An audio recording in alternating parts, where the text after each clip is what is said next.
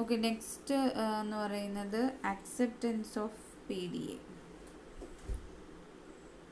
Acceptance of PDAയുടെ അക്സെപ്റ്റൻസിനെ കുറിച്ചാണ്. അതായത് ഒരു PDA അക്സെപ്റ്റൻസ് എന്ന് പറഞ്ഞാൽ എന്താണ്?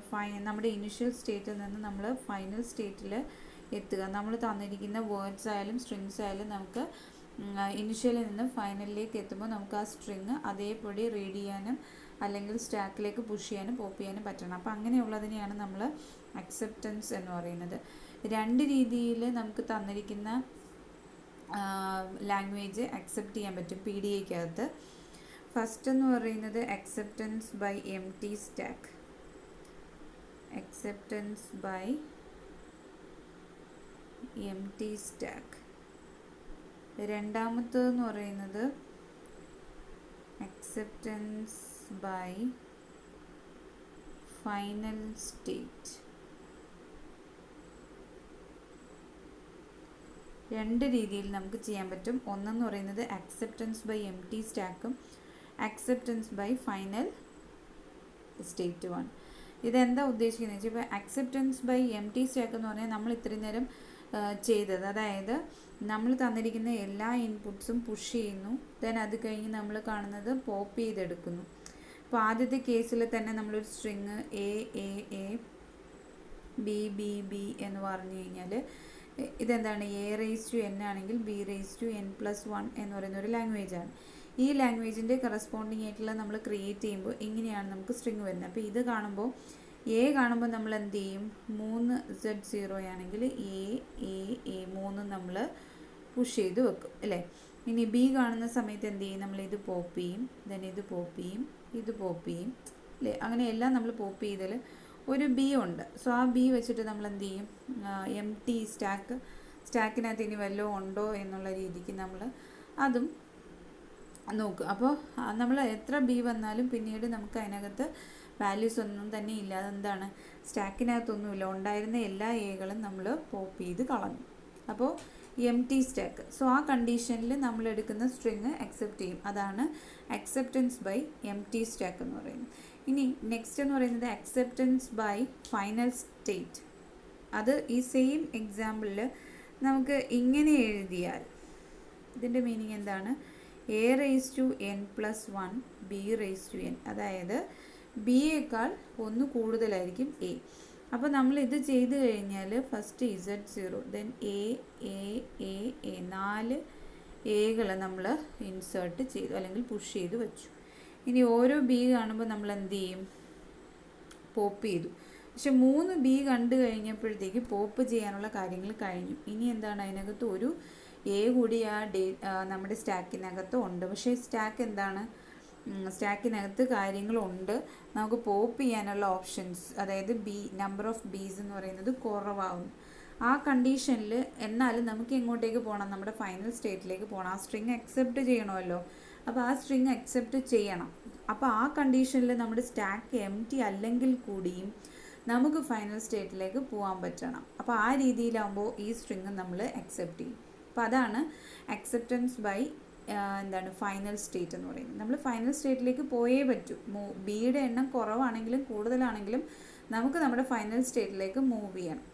അപ്പോൾ നമ്മുടെ എയുടെ നമ്മൾ പുഷ് ചെയ്യുന്നതിൻ്റെ എണ്ണം കൂടുതലും പോപ്പ് ചെയ്യുന്നതിൻ്റെ എണ്ണം കുറവാകുമ്പോഴും ചെയ്യുന്നത് സ്റ്റാക്ക് എംപ്റ്റി ആവുമ്പോഴല്ല നമ്മൾ ഫൈനൽ സ്റ്റേറ്റിലേക്ക് പോകുന്നത്. സ്റ്റാക്ക് എംപ്റ്റി അല്ല, കാരണം നമുക്ക് അഡീഷണൽ നമ്മൾ പുഷ് ചെയ്ത് വെക്കുന്നത് എല്ലാം പോപ്പ് ചെയ്യാനുള്ള ഇൻപുട്ട് സിമ്പിൾ നമ്മളെ ഇല്ല. അപ്പോൾ ആ കേസിൽ നമുക്ക് സ്റ്റാക്ക് നോക്കിയിട്ട് സ്ട്രിങ് അക്സെപ്റ്റ് ചെയ്യാൻ പറ്റില്ല. പകരം നമുക്ക് എന്തായാലും അത് ഫൈനൽ സ്റ്റേറ്റിലേക്ക് പോകണം എന്നുള്ള അസംഷനിൽ നമ്മൾ ഫൈനൽ സ്റ്റേറ്റിലേക്ക് പോകും. അപ്പോൾ അങ്ങനെയാണ് നമ്മൾ PDAയിൽ രണ്ട് രീതിയിൽ നമ്മൾ ലാംഗ്വേജ് അക്സെപ്റ്റ് ചെയ്യുന്നത്. ഓക്കെ, രണ്ടും ഈ സെയിം തന്നെ.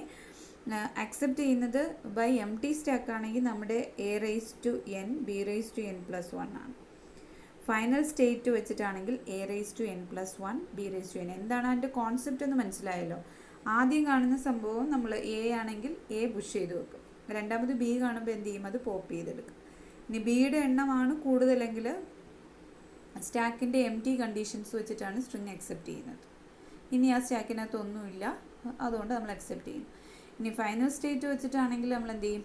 എയുടെ എണ്ണമാണ് കുറവ്, ബിയുടെ എണ്ണം കൂടുതലാണ്. അപ്പോൾ നമ്മൾ പുഷ് ചെയ്ത് വച്ചേക്കുന്നത് പെട്ടെന്ന് തന്നെ നമുക്ക് പോപ്പ് ചെയ്ത് മാറ്റാം. പക്ഷേ വീണ്ടും പോപ്പ് ചെയ്യാനുള്ള എലമെൻറ്റ്സ് കൂടുതലായിരിക്കും, ബി എലമെൻറ്റ്സ് കൂടുതലായിരിക്കും. അപ്പോൾ അങ്ങനെയൊക്കെയുള്ള കണ്ടീഷൻസിൽ നമുക്ക് നമ്മുടെ ബി എലമെൻറ്റ്സ് കുറവായിരിക്കും, എയുടെ എലമെൻറ്റ്സ് കൂടുതലായിരിക്കും. അപ്പോൾ നമ്മൾ 4 എ എടുത്തു വച്ചു, 3 ബി വന്നപ്പോൾ 3 എണ്ണമേ പോപ്പ് ചെയ്യത്തുള്ളൂ. പക്ഷേ സ്റ്റാക്കിൽ ഇപ്പോഴും ഒരു എ എക്സിസ്റ്റ് ചെയ്യുന്നുണ്ട്. അപ്പോൾ അങ്ങനെയുള്ള കണ്ടീഷനിൽ നമുക്കത് കളഞ്ഞിട്ട് പോകാൻ പറ്റില്ല. പോപ്പ് ചെയ്ത് മാറ്റാൻ നമ്മുടെ കയ്യിൽ വേറെ ഇൻപുട്ട് ഇല്ലേം താനും. അപ്പോൾ അങ്ങനെയുള്ള കണ്ടീഷനിൽ നമ്മൾ എന്ത് ചെയ്യും? ഫൈനൽ സ്റ്റേറ്റിലേക്ക് പോയേ പറ്റുള്ളൂ. അതുകൊണ്ട് അത് പോപ്പ് ചെയ്തതായിട്ട് അസ്യൂം ചെയ്ത് എന്ത് ചെയ്യും? ഫൈനൽ സ്റ്റേറ്റിലേക്ക് പോകും. അപ്പോൾ അങ്ങനെയുള്ളതാണ് അക്സെപ്റ്റൻസ് ബൈ ഫൈനൽ സ്റ്റേറ്റ്. അപ്പോൾ 2 രീതിയിൽ നമ്മൾ PDAക്കകത്ത് ലാംഗ്വേജ് അക്സെപ്റ്റ് ചെയ്യുന്നുണ്ട്. ഇനി നെക്സ്റ്റ് ഒരു ടോപ്പിക് എന്ന് പറയുന്നത് നമ്മുടെ ടൈപ്സ് ഓഫ് PDA ആണ്. ടൈപ്സ് ഓഫ് PDA എന്ന് പറയുന്നത് 2 രീതിയിലാണ് PDAs ഉള്ളത്. 2 രീതിയിൽ, ഒന്നെന്ന് പറയുന്നത് DPDAയും 2 NPDA. DPDA എന്ന് പറഞ്ഞാൽ ഡിറ്റർമിനിസ്റ്റിക് PDA എന്നും, NPDA എന്ന് പറഞ്ഞു കഴിഞ്ഞാൽ non deterministic PDA. Okay, deterministic PDA and non deterministic PDA. എന്താണ് ഡിറ്റർമിനിസ്റ്റിക് PDA എന്ന് പറഞ്ഞു കഴിഞ്ഞാൽ നമുക്ക് അതിനകത്ത് ഒരു സിംഗിൾ മൂവ് മാത്രം, നമ്മുടെ ഓരോ സ്റ്റെപ്പിനകത്ത് നമ്മൾ സിംഗിൾ മൂവ്, അതുപോലെ നമുക്ക് അതിൻ്റെ കറസ്പോണ്ടിങ് ഇന്നതായിരിക്കും എന്നുള്ളത് നേരത്തെ മുൻകൂട്ടി തീരുമാനിക്കാൻ പറ്റും. ഇതിൻ്റെ ഔട്ട്പുട്ട് ഇങ്ങനെയായിരിക്കും, ഇങ്ങനെയുള്ള ലാംഗ്വേജാണ് നമ്മൾ അക്സെപ്റ്റ് ചെയ്യുന്നത്. ഇവിടെ വച്ചിട്ടായിരിക്കും എയുടെ നമ്പർ കാണുമ്പോൾ ഇവിടെ വച്ചിട്ടായിരിക്കും നമ്മൾ കട്ട് ചെയ്യുന്നത്, ഇവിടെ നിന്നായിരിക്കും നമുക്ക് അടുത്തത് പോപ്പ് ചെയ്യാനുള്ള ഓപ്ഷൻസ് വരുന്നത്. അപ്പോൾ അങ്ങനെ നമുക്ക് പ്രീ ഡിറ്റർമിൻഡ് ആയിട്ട് പറയാൻ പറ്റുന്നുണ്ടെങ്കിൽ അതിനെ ഡിറ്റർമിനിസ്റ്റിക് എന്നും, അതേസമയം നമുക്ക് ഒരു പ്രത്യേക സ്ഥലത്ത് വെച്ച് അത് തീരുന്നു എന്നും പ്രത്യേക സ്ഥലത്ത് വെച്ചത് അടുത്ത പോപ്പ് ചെയ്യാനുള്ള സംഭവം വരുന്നു എന്നുള്ളത് നമുക്ക് കൃത്യമായി പറയാൻ പറ്റാത്ത രീതിയിൽ വരുന്നതാണ് നോൺ ഡിറ്റർമിനിസ്റ്റിക് എന്ന് പറയുന്നത്. സാധാരണ ഇതിൻ്റെ ഇതിനകത്ത് പറഞ്ഞിരിക്കുന്നതെന്ന് പറഞ്ഞു കഴിഞ്ഞാൽ അതിൻ്റെ എല്ലാ ഡെറിവേഷൻസും ഒരു സിംഗിൾ മൂവ് തരികയാണെങ്കിൽ, സിംഗിൾ രീതിയിലാണ് നമ്മൾ മൂവ് ചെയ്ത് ഔട്ട്പുട്ട് കിട്ടുന്നതെങ്കിൽ അതിനെ ഡിറ്റർമിനിസ്റ്റിക് PDA എന്നും, അതേസമയം മോർ ദാൻ 1 മൂവ് നടത്തിയാണ് നമ്മൾ ഓരോ ടാസ്കും കംപ്ലീറ്റ് ചെയ്യുന്നതെങ്കിൽ അതിനെ നമ്മൾ നോൺ ഡിറ്റർമിനിസ്റ്റിക് PDA, അതായത് പ്രീ ഡിഫൈൻഡായിട്ട് നമുക്ക് പറയാൻ പറ്റില്ല ഇവിടെ നിന്ന് പുഷ് ചെയ്യും, ഇവിടെ നിന്നാൽ പോപ്പ് ചെയ്യും എന്ന് നമുക്ക് കൃത്യമായിട്ട് പറയാൻ പറ്റാത്തത്.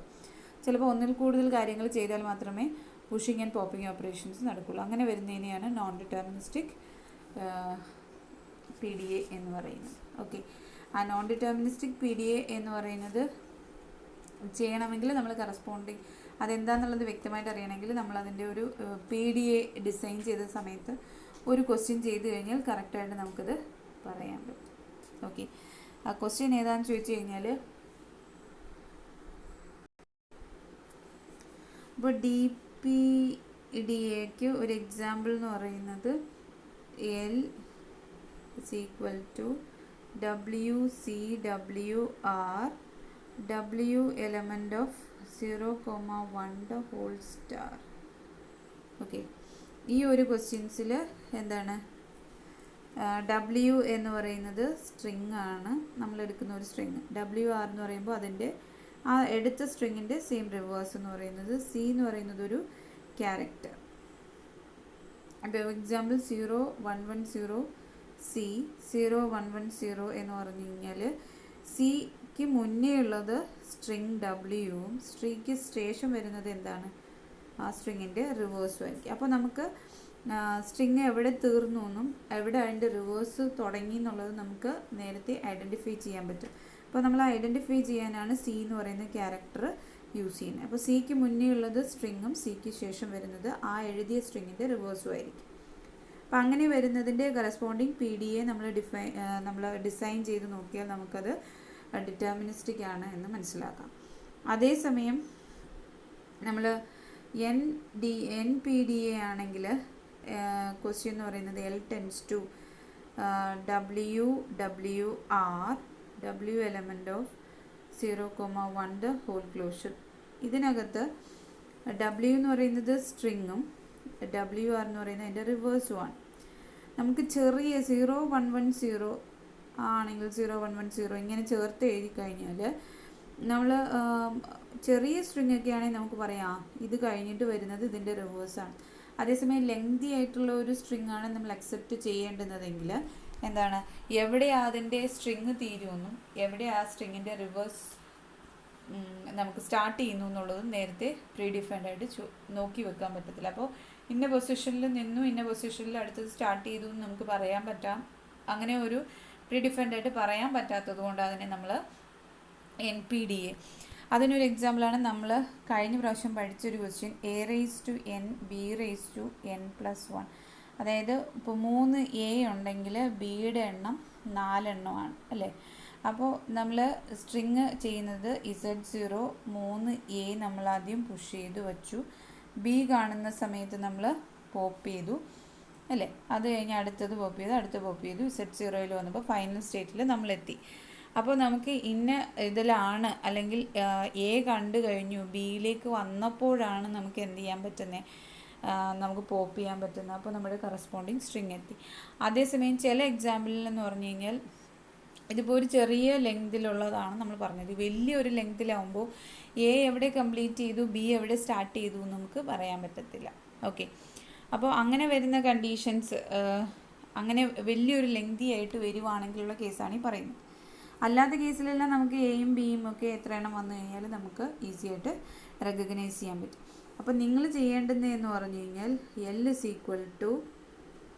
WC WR W element of 0,1 closure, L = WWR W element of 0,1 closure. Okay, അപ്പോൾ ഈ രണ്ടെണ്ണത്തിൻ്റെയും PDA നിങ്ങൾ ഡിസൈൻ ചെയ്ത് നോക്കുക. ഈ രണ്ട് ക്വസ്റ്റ്യൻസിൻ്റെയും PDA, നമ്മൾ PDA ഒരുപാട് ക്വസ്റ്റ്യൻസിൻ്റെ PDA ഡിസൈൻ ചെയ്തതാണ്. അതേപോലെ ഈ ഒരു ക്വസ്റ്റ്യൻ്റെ PDA ഡിസൈൻ ചെയ്യുക. ഡിസൈൻ ചെയ്യുമ്പോൾ ഇതിനകത്ത് എന്താണ്, ഒരു സ്ട്രിങ് എഴുതിയാൽ അതിനകത്ത് C എന്ന് പറയുന്ന ഒരു ക്യാരക്ടർ വരും, ദെൻ അതിൻ്റെ റിവേഴ്സ് വരും. ഇതിനകത്തെന്ന് പറഞ്ഞു കഴിഞ്ഞാൽ സ്ട്രിങ്ങും അതിൻ്റെ റിവേഴ്സും ചേർത്താണ് എഴുതുന്നത്, ഇടയ്ക്കൊരു ക്യാരക്ടറൊന്നും ഇല്ല. അപ്പം അങ്ങനെ വരുമ്പോൾ നമുക്ക് എങ്ങനെയാണ് അതിൻ്റെ ആൻസർ വരുന്നത് എന്നുള്ളത് PDA ഡിസൈൻ ചെയ്ത് കഴിയുമ്പോൾ എന്താണ് സ്റ്റാക്കിലേക്ക് വന്ന് എങ്ങനെയാണ് നമ്മളത് പുഷ് ചെയ്തതും പോപ്പ് ചെയ്തതും എന്നറിയണമെങ്കിൽ നമ്മളത് PDA ഡിസൈൻ ചെയ്ത് നോക്കണം. ഓക്കെ, അപ്പോൾ നിങ്ങൾ ചെയ്യേണ്ടുന്ന ഈ രണ്ട് ക്വസ്റ്റ്യൻസിൻ്റെയും PDA ഡിസൈൻ ചെയ്ത് നോക്കുക. ആ PDA ഡിസൈൻ ചെയ്തതിന് ശേഷം നമുക്ക് വ്യക്തമായിട്ട് DPDA എന്താണെന്നും NPDA എന്തായിരിക്കും എന്നുള്ളത് നമുക്ക് ഈസി ആയിട്ട് മനസ്സിലാക്കാൻ പറ്റും. അപ്പോൾ നിങ്ങൾ ചെയ്യേണ്ടത് ഈ രണ്ട് ക്വസ്റ്റ്യൻസ് ചെയ്ത് നോക്കുക. ചെയ്ത് നോക്കിയിട്ട് ട്രൈ ചെയ്തിട്ട് കിട്ടിയില്ലെങ്കിൽ മാത്രം എന്നോട് ചോദിക്കുക. അല്ലാതെ ചുമ്മാതെ ട്രൈ ചെയ്യാതെ എനിക്ക് കിട്ടിയില്ല എന്ന് പറഞ്ഞ് ചെയ്യരുത്. ട്രൈ ചെയ്ത് നോക്കുക, കിട്ടിയില്ലെങ്കിൽ പറയാം, നമുക്ക് അത് വർക്കൗട്ട് ചെയ്യാവുന്നതാണ്. ഓക്കെ, അപ്പോൾ ഇത്രയാണ് നമ്മുടെ ആ മോഡ്യൂളിനകത്ത് വരുന്നത്.